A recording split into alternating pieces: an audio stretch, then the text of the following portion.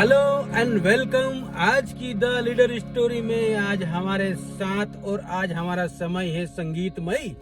अभी सुबह के बज रहे हैं 8 और हम करते हैं वीडियो की शुरुआत। आज हमारे साथ है संगीत विशारद, संगीत के वक्ता और पूरा परिचय देंगे श्री प्रकाश सुजालपुरकर जी। सर, आप अपना कैरियर का सफर बताइए सर थोड़ा। जी दर्शकों, मैं पंडित प्रकाश सुजालपुरकर और जन्म मेरा उज्जैन में हुआ। उज्जैन नगरी आप सभी जानते हैं कि उज्जैन नगरी की क्या खासियत है, क्या खुसूसियत है। और मेरा जन्म जो है एक संगीत परिवार में हुआ। मेरे पिता पंडित सीताराम सुजालपुरकर ग्वालियर घराने के गायक रहे। मेरी माँ म्यूजिक टीचर रही और इसी संगीत परिवेश में मेरा जन्म और फिर लालन पालन और मैं उसमें बड़ा हुआ। उसके बाद मैंने संगीत में एमए किया, संगीत में मैंने फिर पीएचडी किया और अपने जीवन की शुरुआत मैंने एज ए म्यूजिक टीचर ही की। वो मुझे सौभाग्य मिला, मैं उसको सौभाग्य मानता हूँ कि मुझे जो है वो संगीत शिक्षक के रूप में फौरन नियुक्ति मिल गई और संगीत शिक्षक के रूप में मैंने लगभग 2-3 साल काम किया और उसके बाद फिर ईश्वर का आशीर्वाद, आप सबका प्यार और स्नेह की वजह से मुझे ऑल इंडिया रेडियो में अनाउंसर का जॉब मिल गया था, जो मैंने अनाउंसर का जॉब ज्वाइन करके ऑल इंडिया रेडियो को ज्वाइन किया। सर, रेडियो का जो दौर है, हाँ, 82 के बाद में 90 तक चला। हाँ, उसके बाद में इसमें हाँ, परिवर्तन हुआ। 82 में दूरदर्शन आया, एशियाड आया। एशियाड के साथ में दूरदर्शन के केंद्र स्थापित हुए और केवल दूरदर्शन के केंद्र स्थापित नहीं हुए, दूरदर्शन के रिले केंद्र भी स्थापित हुए। हाँ। उसके वजह से क्या घर घर में दूरदर्शन और महाभारत और रामायण जैसे सीरियल जब चल गए, हाँ, तो फिर रेडियो की बखत कम हो गई। धीरे धीरे रेडियो की बखत कम होने लग गई। हाँ। लेकिन वो सीरियल का समय अगर आप निकाल दो, उसके बाद लोग रेडियो ही सुनते थे। ठीक है। और उसके बाद फिर ये 82 से 90 तक का दौर थोड़ा सा डल चला। अच्छा। लेकिन जैसे जैसे विविध भारती के केंद्र इन्होंने बढ़ाना शुरू कर दिए पूरे हिंदुस्तान में, तो विविध भारती का नेटवर्क इतना अच्छा हो गया और विविध भारती जो है वो सिनेमा के गाने और मिले जुले कार्यक्रमों के लेके अगर वो प्रोग्राम प्रसारित करता था, तो विविध भारती 90 में विविध भारती बहुत अपने चरम पे आया। अच्छा। और उसके बाद से अभी तक विविध भारती अच्छा चल रहा है। और विविध भारती को उन्होंने अब क्या किया कि एफएम में कन्वर्ट कर दिया जी। तो एफएम बैंड से जो है विविध भारती, तो घर घर में कार में लोग रेडियो सुनने लगे और एफएम बैंड मिलने से जो है रेडियो का एक महत्व बढ़ गया, चाहे वो फिर प्राइवेट चैनल्स क्यों ना हो। ठीक है। क्योंकि ये प्राइवेट चैनल्स आई हैं आपके बाद 2000 के बाद। अच्छा। तब तक तो विविध भारती और रेडियो ही था जी।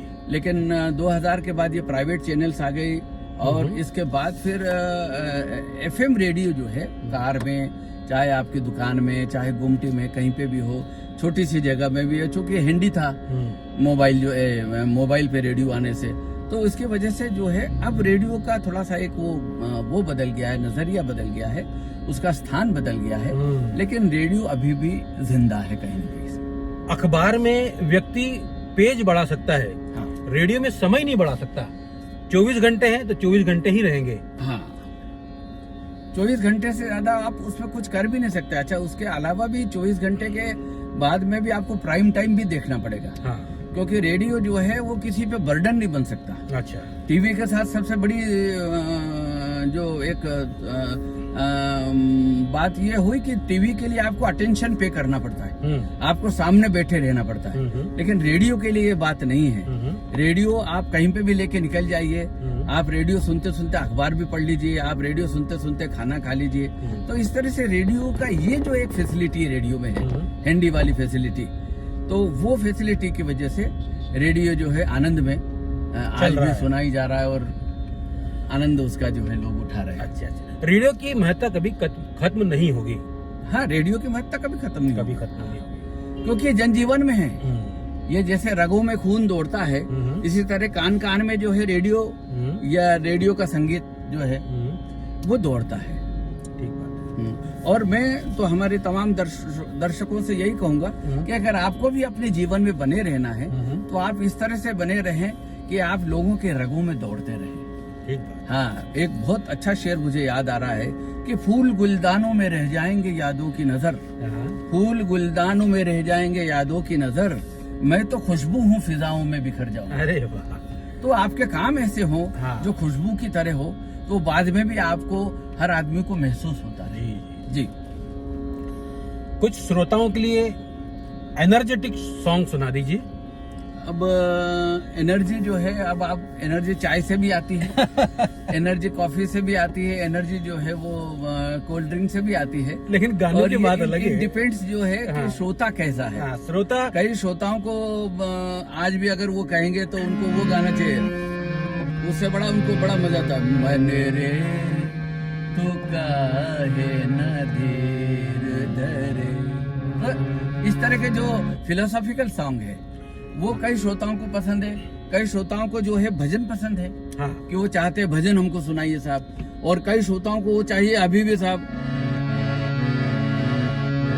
तो दुनिया के रखवाले सुन दर्द भरे मेरे नाले, सुन दर्द भरे मेरे नाले। तो ये भी चाहिए श्रोताओं को, हाँ। है ना। और कई श्रोताओं को चाहिए नीले गगन के तले, क्या बात है। धरती का प्यार पले, नीले गगन के तले, धरती का प्यार पले, जैसे ये जग में अभी सुबह हो ऐसे ही शाम ढले, नीले गगन के तले, धरती का प्यार पले। गर्मी बहुत हो रही है और बारिश नहीं हो रही है, क्या करें? बारिश को बुलाइए ना थोड़ा सा। बारिश को बुलाना पड़ेगा।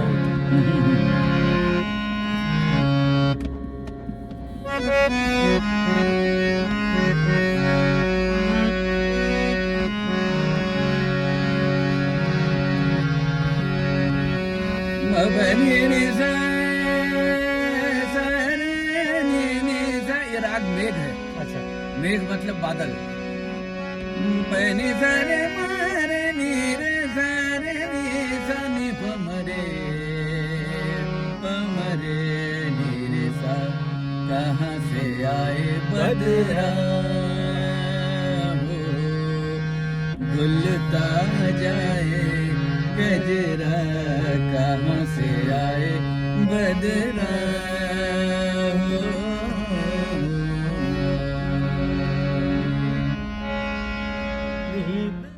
सर, संगीत में सभी गुनगुनाना चाहते हैं, संगीत में सभी लोग आना चाहते हैं, इतना प्रेशर है लोगों पर कैरियर का, कमाने का, यूथ को आगे बढ़ने का। एक संगीतकार, चलो बचपन में अगर किसी बच्चे को सिखाते हैं तो उसमें क्या क्या गुण होना चाहिए कि वो संगीतकार बन सके? देखिए, बेसिकली हमारे शरीर की जो रचना है, वो रचना में कहीं ना कहीं संगीत आपको दिखता है। अगर आप देखेंगे कि आपके दिल के धड़कने की एक जो गति है वो फिक्स है, वो ताल है, वो हमारा दिल जो है वो एक ताल में धड़कता है। हम जो सांस लेते हैं वो सांस भी हम एक लय में लेते हैं। हर आदमी के अंदर एक सुर होता है। जो आदमी सुरीला होगा वो अच्छी बात करेगा, जो आदमी अच्छी बात नहीं करेगा, जैसे कहते हैं ना असुर, तो असुर जो है वो आदमी कभी भी आदमी नहीं कहलाता। जो आदमी सुर में के होगा वही आदमी सुरीला कहलाएगा और वही आदमी कहलाता। तो संगीत हमारे इसमें लय और ताल दोनों है। हाँ, हम गिन के जो है कोई सांसें थोड़ी लेते हैं, वो लय उनकी जो है बराबर, हम बीपी को गिनते हैं, क्योंकि हमारे जो धड़कनों के जो एक लय है वो बराबर है कि नहीं बराबर है। तो लय और सुर दोनों हमारे संगीत जीवन में हमारे है। इसी तरह से हर आदमी गाना चाहता है। जब वो नहाने जाता है बाथरूम में तो उसे थोड़ा सा एक स्टूडियो टाइप इको मिलता है, उसमें उसकी आवाज गूंजती है तो वो हाँ करता है, तो वहां पे वो म्यूजिक डायरेक्टर हो जाता है। बच्चा जब पैदा होता है तो वो एक सुर में चिल्लाता है। सब्जी वाला अगर आपके आवाज लगाता है तो वो उसको एक पर्टिकुलर सुर ही लेना पड़ेगा, सब्जी, तो ये सुर है जी। हाँ, वो सब्जी ऐसा नहीं लगा सकता। हाँ। तो हर आदमी के जीवन में संगीत है। अच्छा। और वो संगीत को कैसे डेवलप करता है ये उसके ऊपर डिपेंड करता है। उसको क्या परिवेश मिलता है, क्या उसको जो है वातावरण मिलता है, उसके अनुसार आदमी डेवलप हो जाता है। लेकिन जिसको भी संगीत में एक डेवलपमेंट चाहिए, उसको संगीत सीखना चाहिए और सातों सुरों को सीखना चाहिए। शास्त्रीय संगीत के नाम पे बिचकना नहीं चाहिए। शास्त्रीय संगीत आपका बेस है, ये जब तक आपका पक्का नहीं होगा तब तक न तो आप वेस्टर्न गा सकते हैं और ना आप गजल गा सकते हैं और ना आज का जो है रैप और पेप और जो है म्यूजिक है उसको नहीं गा सकते। इसलिए आपको शास्त्रीय संगीत सीखना ही चाहिए। शास्त्रीय संगीत में एक बेस, आपको एक डायरेक्शन, एक दिशा मिलती है। जैसे हर कानूनी में कीप में होते हैं, तो संगीत क्या है, सुर क्या है, 7 सुर और 5 सुर कोमल और 12 सुर जो है, ये क्या है, ये की में से है जो हमें संगीत की दिशा दिखाते हैं, हमारे जीवन की दिशा दिखाते हैं। इसलिए संगीत सीखिए और उसको अपनाइए संगीत को, और केवल गाइए मत, जीवन में अपनाइए, तो आपका जीवन सुरीला हो जाएगा। जैसे आपने अभी शुरू में कहा था, कार में हम लोग बैठे थे, कि हमारा ये सुरीला सफर है, तो हर आदमी का सफर सुरीला हो, हम तो यही चाहते हैं।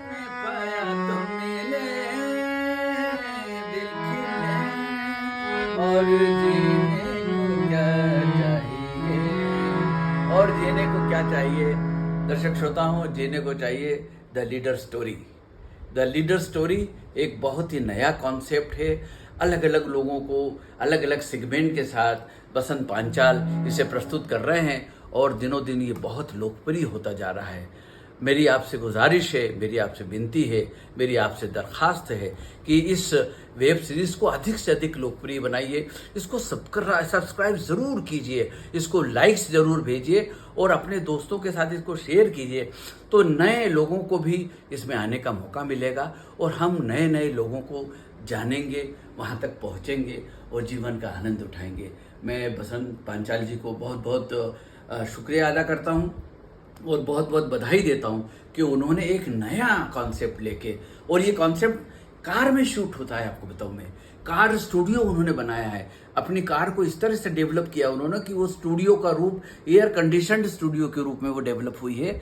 तो ये नया कॉन्सेप्ट कार स्टूडियो वाला रिकॉर्डिंग के लिए बहुत माकूल है, बड़ा ज़बरदस्त है। मैं चाहूँगा कि आप ज़्यादा से ज़्यादा लाइक्स दें the leader story Basant Panchal.